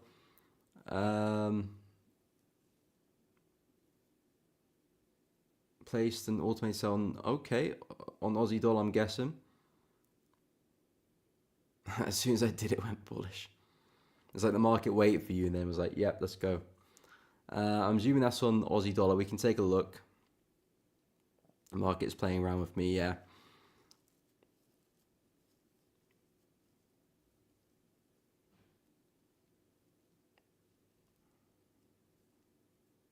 GJ coming for 200. I'll keep an eye on that. No problem, Rory. Happy to help, my man. Keep it up, though. We'll be checking in for updates. Okay, so I'll take a look at that Aussie dollar idea. I'm going to hope euro dollar does pull back because I like the shorts for this one. I like the shorts. Might set up New York session. More think about it maybe tomorrow. Tomorrow in London we might get the pullback. But that's probably the opportunity I'm more kind of focused on right now. Because pound USD looks like it's left me behind in the dust there. That one's already looking quite bearish. Euro's a lot cleaner. I like GJ to the upside as well, but that's still quite flat at the moment. Yeah, I do like GJ to the upside, but still quite flat. Maybe if you can get a strong breakout and that trend starts to really take shape, then I'll be happy to buy some pullbacks there. But for the most part, still very sideways. Anyway, let's take a look at Aussie dollar. So Pavinator, you said you got an order in, and as soon as you set it, the market was like, yep, well, let's be bullish now. So what, 0.965, let's go to the 4-hour chart.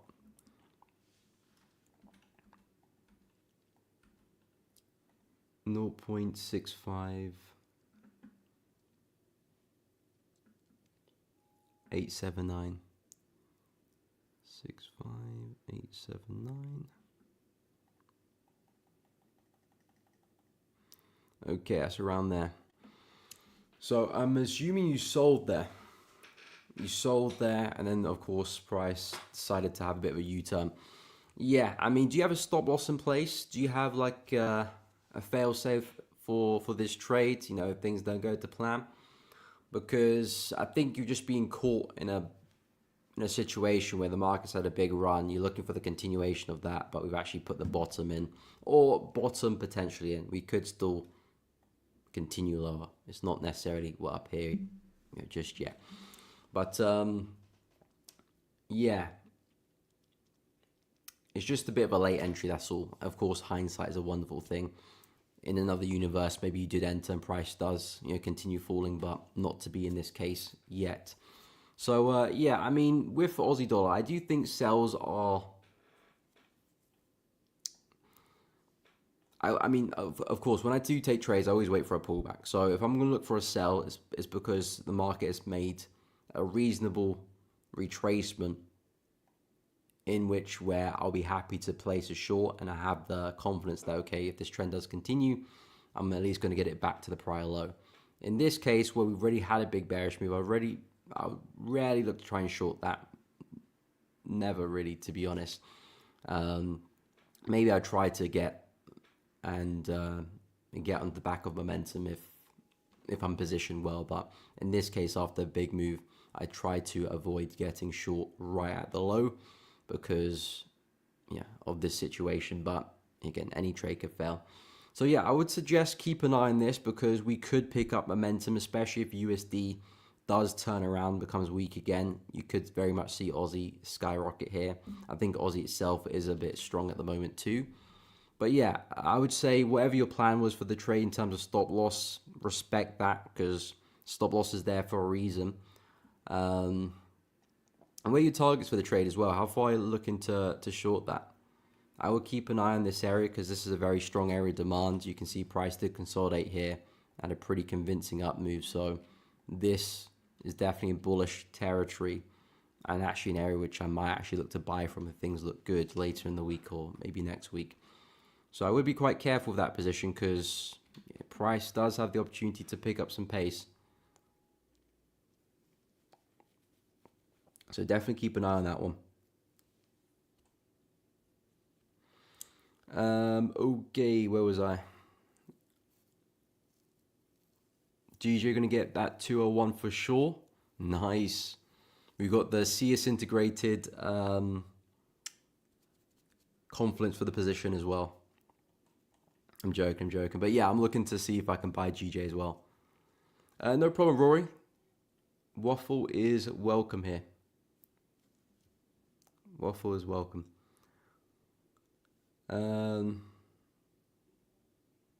Rexis, what's up? Good morning. Hope you're doing good. Welcome. Raphael, I completely forgot about your pound CHF. Long idea. I'll go take a look at that now.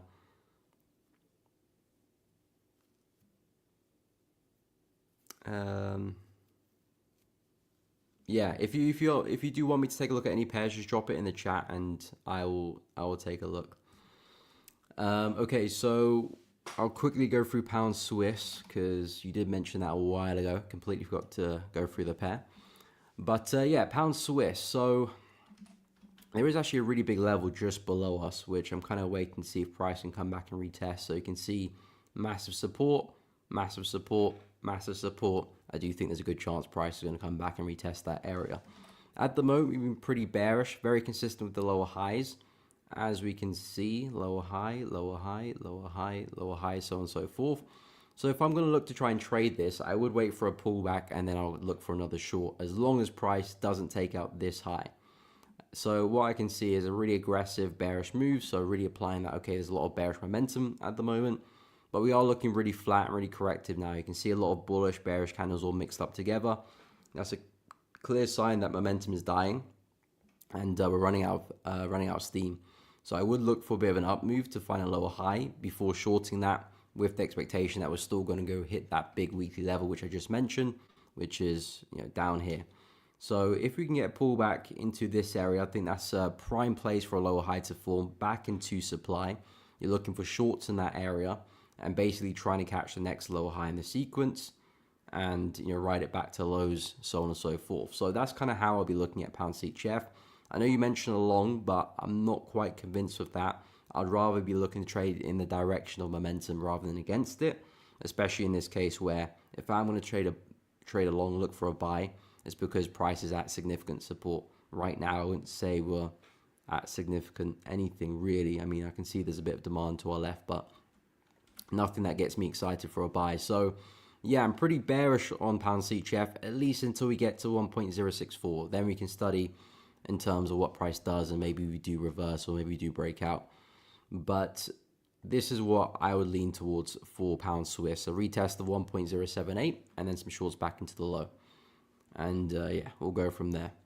But yeah, we could see that bounce. I mean, for me to get the pullback into that level means that we have to see a buy. So maybe you do take advantage of that. But in terms of probability, I would just rather keep with the sellers for now and focus my efforts up there if we see the pullback, of course. So I don't mind the longs. We're seeing nice rejection, but there's not a lot of confidence to support that idea. So I'd rather stick with the sells for now. Okay, you're going to hold off stop loss for now. Okay, be careful with that one, Pavanator. Don't let the Aussie dollar burn you. TP 0.65. Okay, where is that? Okay, down there. I mean, it's more or less what I'm looking to try and see if I can buy. Anywhere in that range, to be honest. Yeah, I would just say keep an eye on that position because momentum's definitely shifted. But if we can see some USD strength continue through resistance this afternoon, then maybe that position does recover. But make sure you do have a point where the trade has failed. You know, you don't necessarily always have to have a stop loss. I always do put a stop loss for every position I take. Some people don't like having stop losses because sometimes you get wicked out and then the trade continues in your favor. Other people like to manually close positions, which again, nothing necessarily wrong with that. But have a plan to get out of the position because you don't want to be in a situation where things just slowly progress against you and before you know it, you're in some deep red and it's difficult to close the position. So make sure you do have like a fail safe for the trading idea.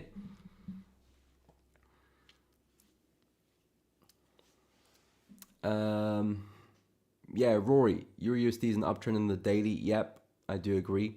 If you move to the hourly, it's just dipped below support level, so it could be down, go down to more support below, or turn back up to the resistance. Is that right or miles off? No, I mean, that's exactly literally what I'm looking for, Rory, for Euro. I'm not going to lie, that's exactly what I'm looking for. Again, that's where we start to get into the nitty-gritty things, because in an uptrend, you want to be buying majority of the time. But of course, because there's so many different time frames, you can get a bit lost in the source.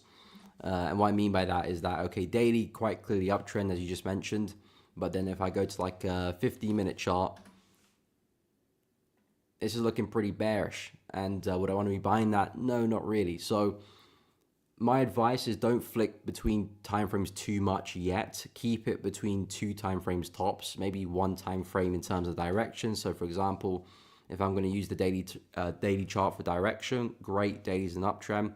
Then I'm maybe going to drop 1 time frame lower to the 4-hour to look for opportunities to trade it, to find some entries and manage my position. So I'll keep it to that, just 1-2 time frames. You can always get more information later on, because with a lot of beginner traders, they kind of get too much information too quickly, and that's just what does more harm than good. So keep it concise.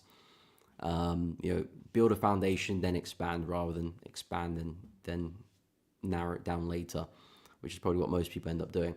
So yeah, I would definitely agree with that. The daily is definitely bullish, but dropping to the hour, we have just broke support, and I'm actually at the moment looking to see if I can short this, although price is looking very, very bearish right now. I'm not too sure if I will get a pullback, but we'll have to wait and see.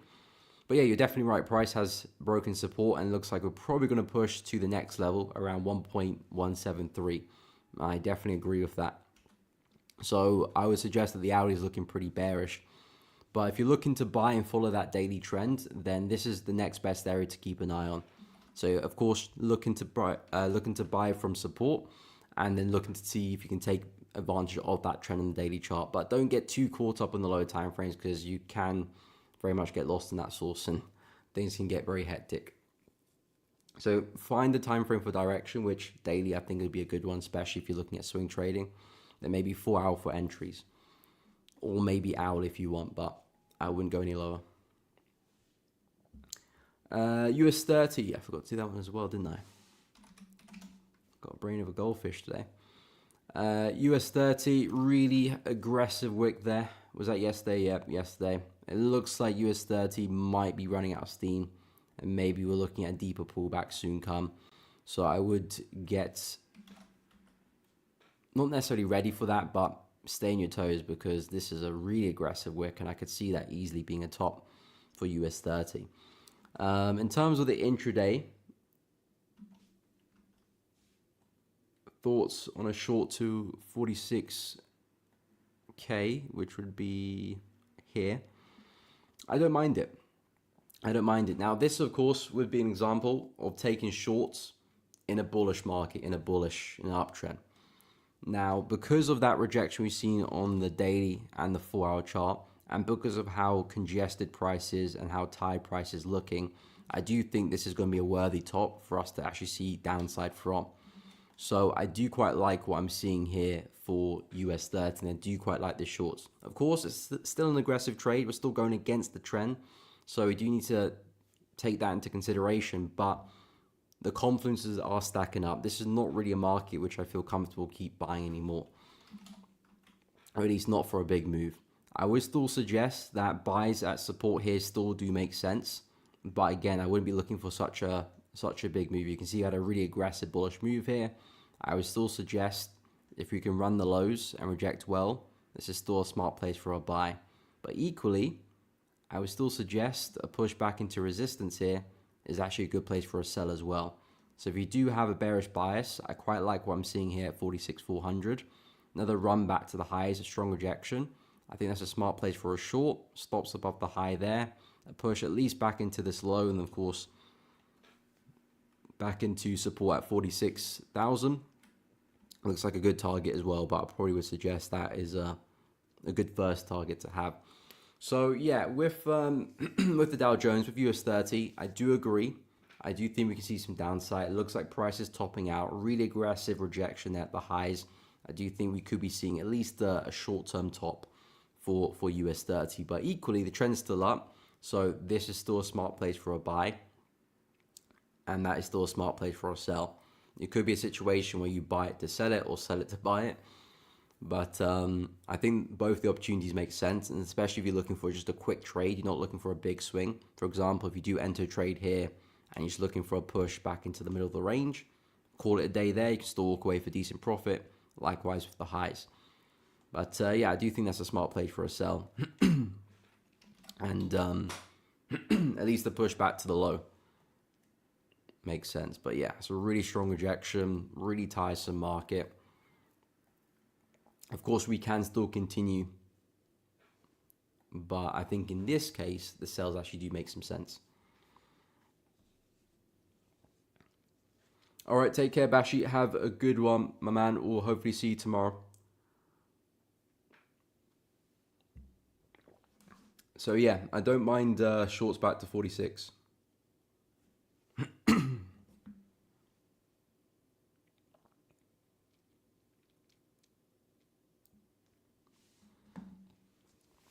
Okay, so we'll take a look at gold, Rexis. Okay, you keep an eye on gold.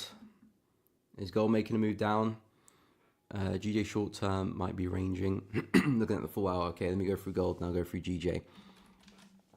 So gold, okay, seeing some weakness now. Yeah, I think those buys could be coming into play maybe this afternoon. I'll definitely keep an eye on that. I like it because we're not selling off with too much aggression either. It's kind of choppy, kind of slow, which implies, again, pullback correction. Probably price is going to respect support here to continue higher.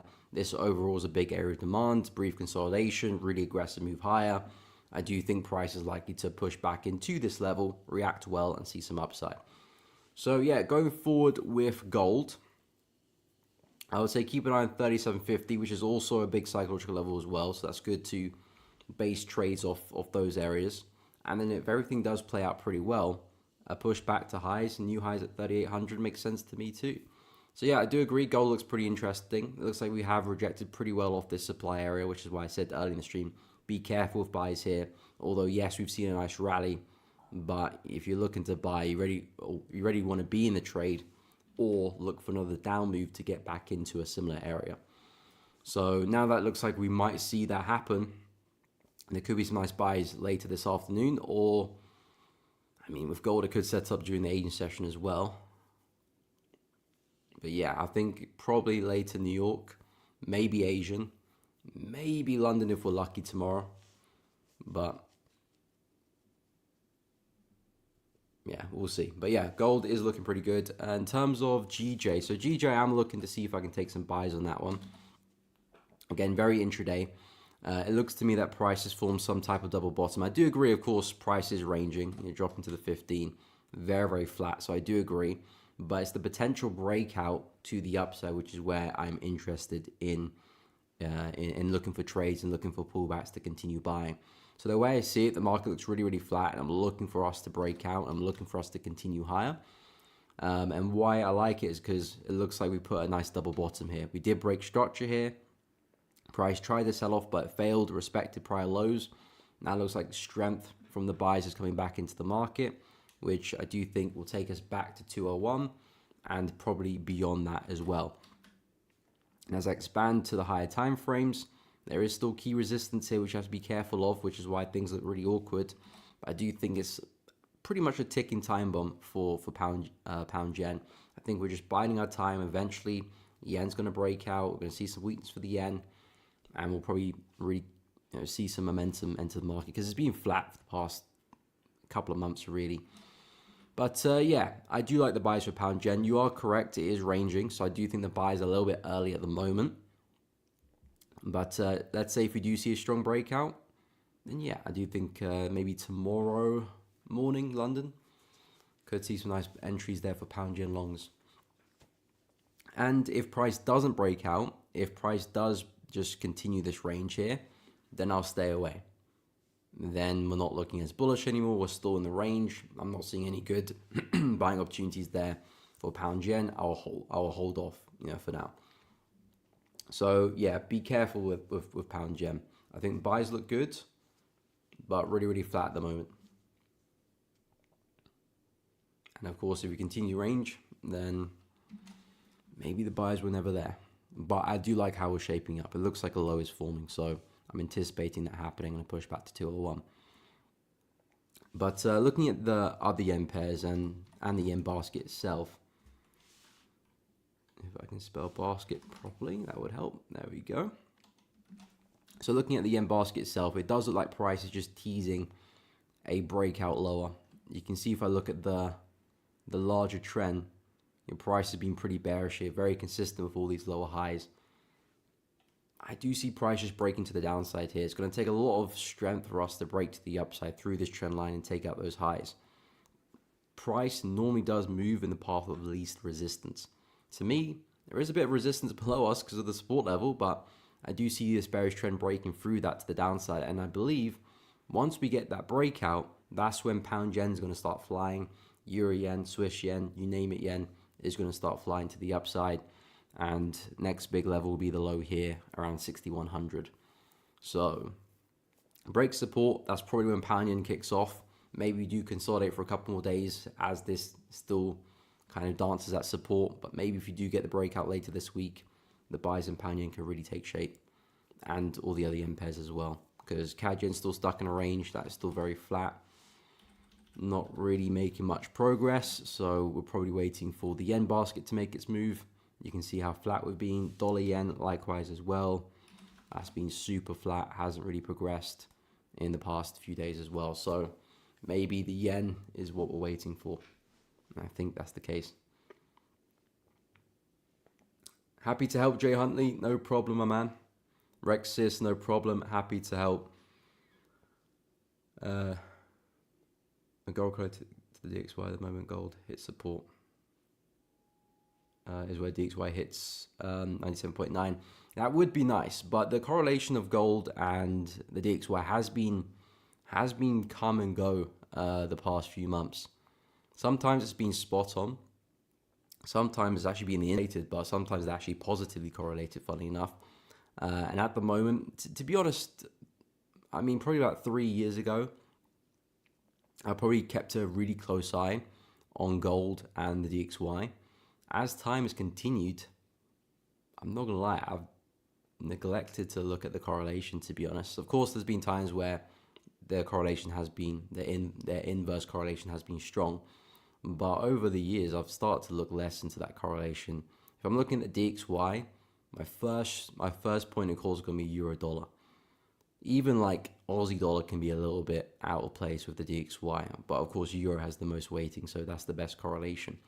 But if I'm looking at DXY, my first point of call will be euro dollar, then maybe pound dollar, and then all the rest of the USD pairs. Gold, I actually look at silver more in terms of correlation right now. Just because it can sometimes be a big hit and miss, and fundamentals do play into it a lot.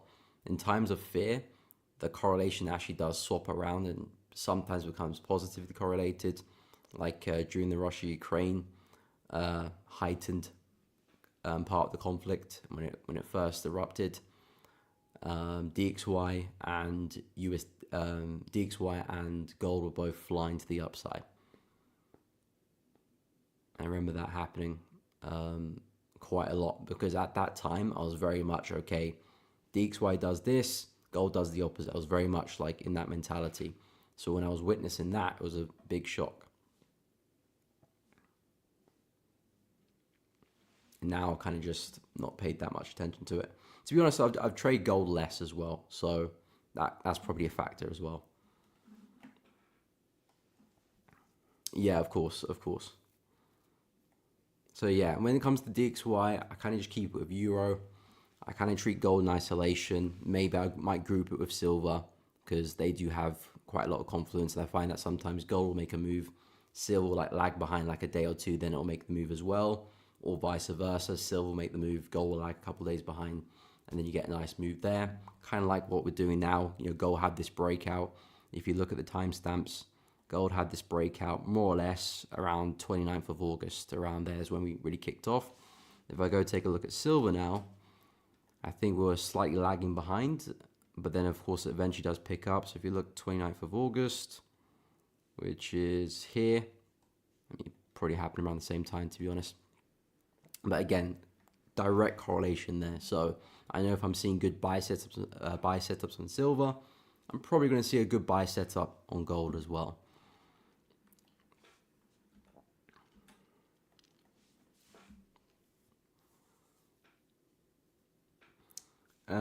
Sonny, what's up? Welcome, welcome.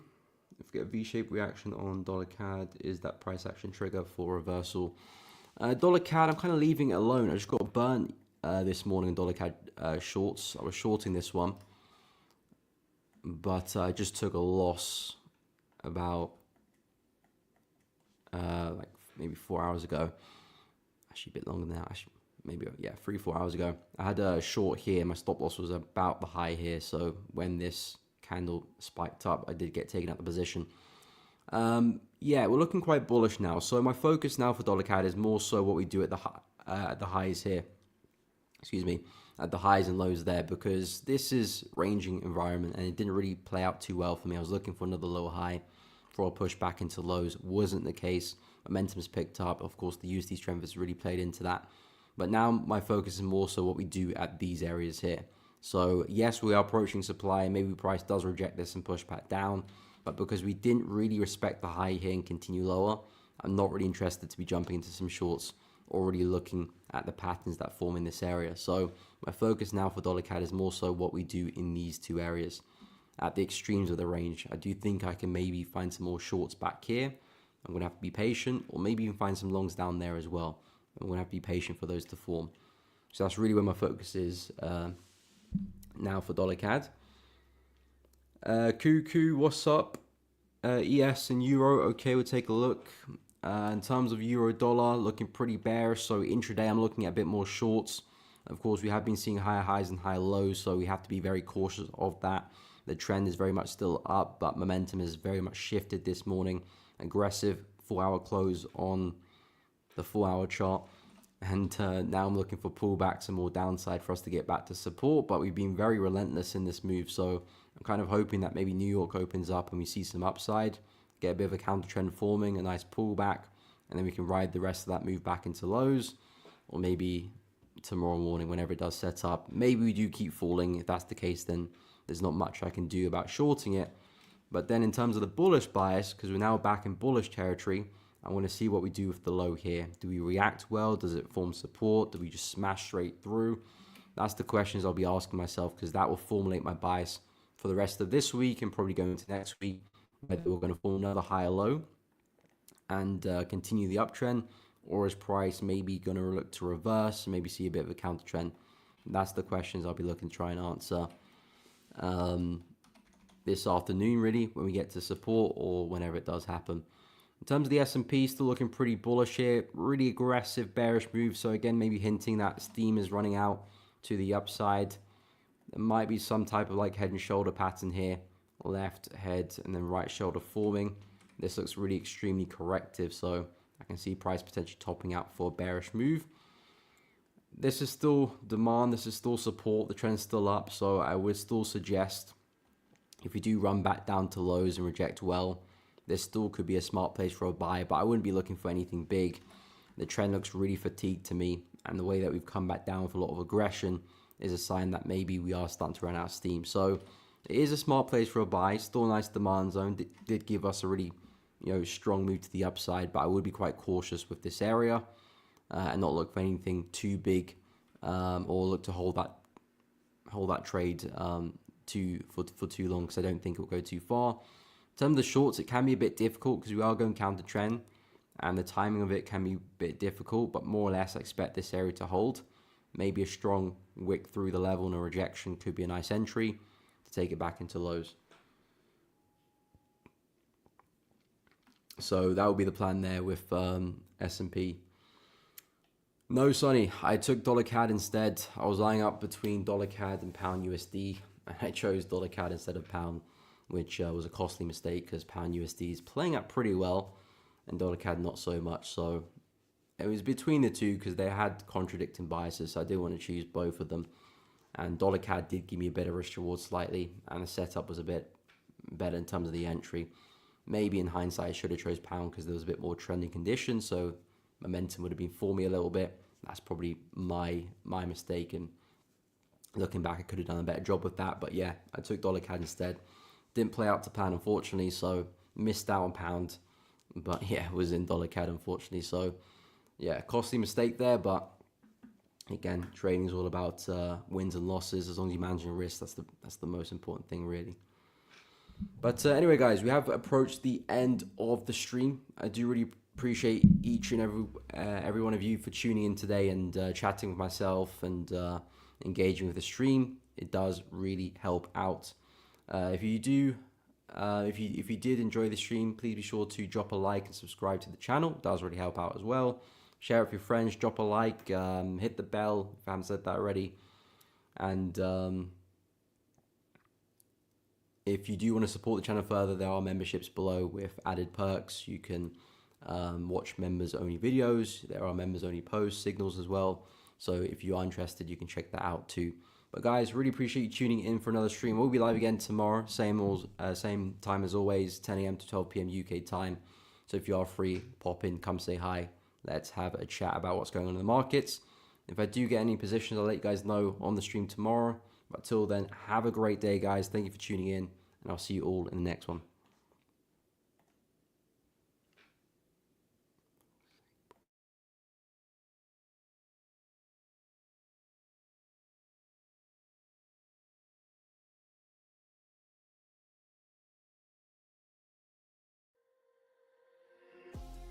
Six AI agents, each built with a unique edge. Miko, AI, Team Leader.